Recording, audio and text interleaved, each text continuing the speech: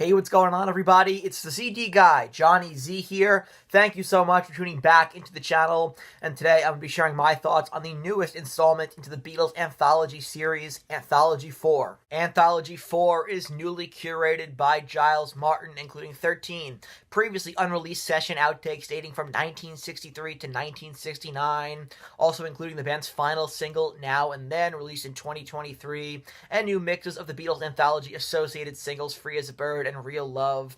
Furthermore, Anthology presents 26 tracks that have never previously been released on vinyl. Let's dive into the track listing on the CD version here. You can see it right over here. Track number 1, Saw Her Standing There, take 2.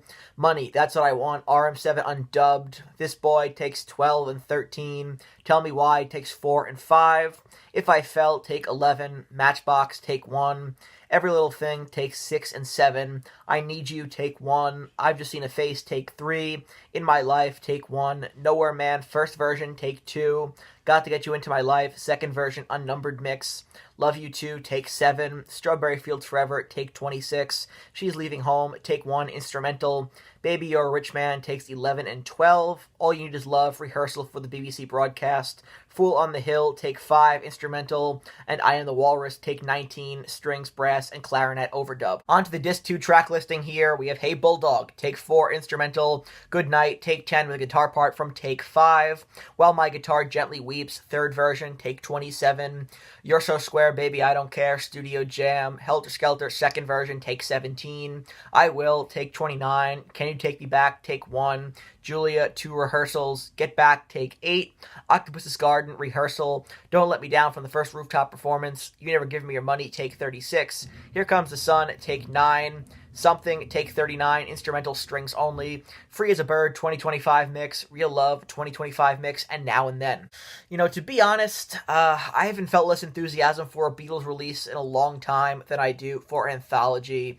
For a project carrying the weighty Anthology name, a name that implies, excavation of their catalog, for, deeper content here. The execution of this compilation feels bafflingly half-hearted, it's hard not to walk away feeling that Apple simply wanted to just put something out without really giving fans anything truly meaningful here. The biggest problem is the track selection, right? The so-called new tracks on here aren't just underwhelming, but they border on minimal effort as far as I'm concerned, and I understand why Apple might be saving the heavy hitters like Carnival of Light or, major unheard session reels for future standalone products, but even if the crown jewels are still being guarded, we should at least get a compilation built entirely of unreleased material, and instead we get a smattering of previously released tracks, a handful of alternate takes that barely differ from their masters, and instrumental mixes that feel more like filler than hidden treasures here. And as someone who's, gone deep into, the bootleg world for the Beatles, I know the vaults aren't empty here, and there are dozens of interesting, historically valuable and musically distinct takes that are still being locked away. Outtakes that were mysteriously omitted from, super deluxe editions, and tracks that would be, perfectly at home in the Anthology set here. So if not now, then when? What makes the disappointment sharper is the release doesn't really even compensate with exciting new mixes. I mean, the remastered versions of those original Anthology songs barely sound different, and we don't get the Giles Martin remix treatment for long-awaited favorites like Cry, For Shadow, or Mailman, Bring Me No More Blues. I mean, these tracks have never gotten a proper modern mix, and this was the perfect moment for it, in my opinion. And you can argue that remixing archival jams and outtakes, risks drifting into revisionist history, but let's be honest here, Apple have already crossed that line years ago, and given that the original versions remain available, I think most fans would welcome a, fresh perspective on some of these tracks. Like I said before, Anthology 4 feels like a way for Apple just to release something without using up material for future super deluxe edition reissues and stuff like that, and that would explain why we get an alternate of I've Just Seen a Face that's virtually identical to the final album version. I mean, it's fine. It's a good song, right? Really, decent version here, but it's hardly revelatory, and somehow that's one of the better newly released tracks, in my opinion. The instrumental versions scattered throughout the track list are fine on one listen, but they're not what hardcore fans were hoping for, and they feel more like consolation prizes than, the vault opening Anthology compilations that, we're supposed to hear. Another baffling decision is the structure of Anthology 4. The original anthologies were chronological, right? They formed a document of the band's evolution, a timeline of events. Anthology 4 breaks that pattern completely, and it jumps from the Quarrymen to Abbey Road, back to the early recordings, forward again, and then sideways.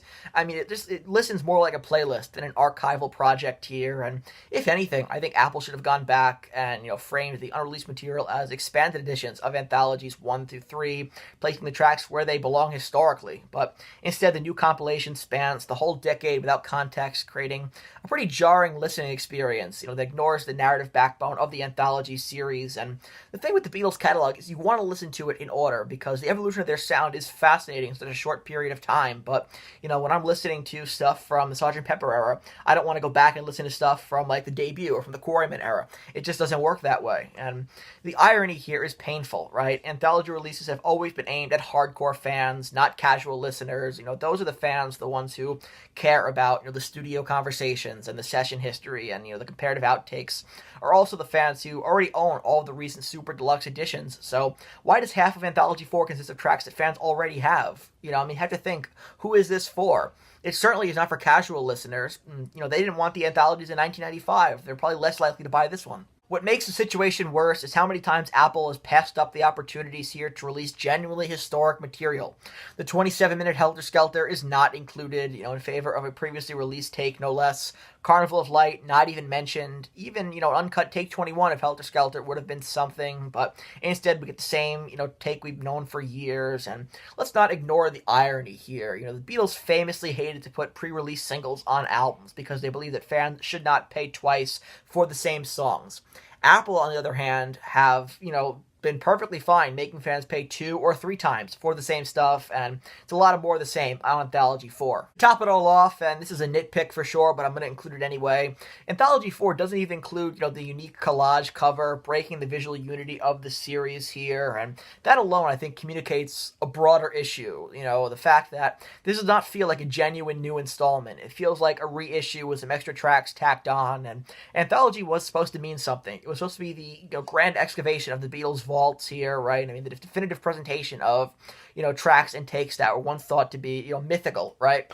Anthology 4, as released, really does not live up to that legacy. It feels incomplete, right? It feels uninspired, a bit redundant, and above all, really safe. And it's a reminder of how much incredible material Apple still keeps locked away, and how much more fans are willing to, explore and dive into in their catalog. And I'm just glad they decided to give it a standalone release, because, outside of the ridiculous box set for all 4, I mean, I picked up all 3 previous anthologies at garage sales for like under $2. That was a great deal, but I mean, there's no way I'm going to buy the monster $400 anthology collection for all 4 just to hear the new one. So, I'm doing a lot of complaining here about Anthology 4, but let's talk about what it could have been. The material fans actually wanted, if Apple really wanted to create a 4th anthology worthy of the name that lived up to, the trilogy before this, and the material is absolutely there, I mean, there's a mountain of content that would have made Anthology 4 not only worthwhile, but essential listening, and so here's what a real 4th anthology could have, and in my opinion, should have included. First off, more Quarrymen recordings. I mean, if Anthology is about origins, the Quarrymen tapes are the truest possible prologue. And I know Apple included a few snippets in the mid-90s, but even today, much of this early material remains unreleased, incomplete, or scattered. And I think a proper restoration of, remaining Quarrymen recordings cleaned up with, modern tech would have been historically invaluable.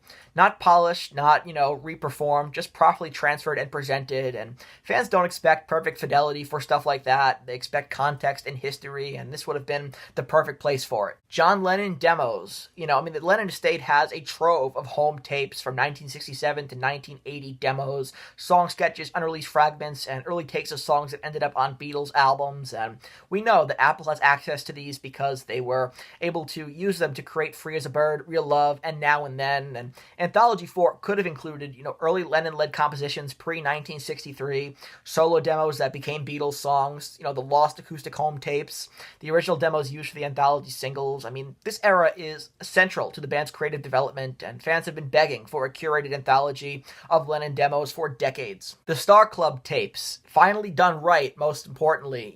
Like them or not, the Star Club recordings are historically important. They capture the Beatles at the raw, hungry, pre-fame stage, and it's the closest we'll ever come to hearing their cavern-era sound. But the problem is every release has been sloppy, incomplete, or, legally messy, and so Anthology 4 could have officially remixed and restored the surviving Star Club tapes, presented the recordings with improved technology, and embraced them as the significant artifacts they are, and how crucial they are to the development of the Beatles sound. That would have filled a massive gap in the official canon. How about the lost 1995 reunion recordings, especially the original Now and Then? This single omission might be the most baffling of all. We know that in 1995, the surviving Beatles worked on Now and Then, Grow Old With Me Briefly, All for Love, a rumored co-write with Lennon and McCartney, and additional jams and rehearsals, and Anthology 4 was the perfect home for the 1995 version of Now and Then, especially given the song's much-anticipated, long-delayed release in 2023. It would have offered fans a fascinating look into what the anthology reunion sessions actually sounded like, how the project evolved, and how it came to be. But instead, nothing. Another missed opportunity. Fully remastered Ed Sullivan Show performances. It's wild that properly restored Ed Sullivan tapes have not been collected in one definitive audio release by the band. It's one of those iconic moments in Beatles history, and the anthology series originally showcased them heavily, but never devoted clean, modern takes to the full performances. Anthology 4 could have offered remastered live audio, clean dialogue, and really the definitive audio document of the band's American breakthrough, and fans would have eaten that up. I would have loved to have seen a track like Palace of the King of the Birds included here. This George Harrison instrumental from the Let It Be sessions is one of the most beautiful, haunting, fully formed, unreleased Beatles tracks that we have still, not at our disposal, and a clean restoration of this piece alone would have justified Anthology 4's existence for many fans, but instead it remains locked away in tape purgatory. Another track, Carnival of Light. At this point, Carnival of Light has become borderline mythical, right? But we know it exists. It's complete. It's arguably the biggest officially unreleased Beatles track of all time at this point, and Anthology 4, likely, the last anthology release, at least, after this display, I hope it was, completely ignores it. Even a short excerpt would have caused global conversation amongst Beatles fans, but instead, silence. And lastly, the full 20-minute plus Helter Skelter, another holy grail, another miss here on Anthology 4. The legendary long version of Helter Skelter has been talked about for decades, right? We've heard fragments, we've heard descriptions, but Apple once again denied its release in favor of a previously released take, and this is the kind of material that Anthology exists to unveil. If an experimental 27-minute proto-metal jam doesn't belong on Anthology, then what does? Anyway, to make a long story short, the vault is still full, but Apple just didn't open it. And the real tragedy of Anthology 4 is simply that it's underwhelming.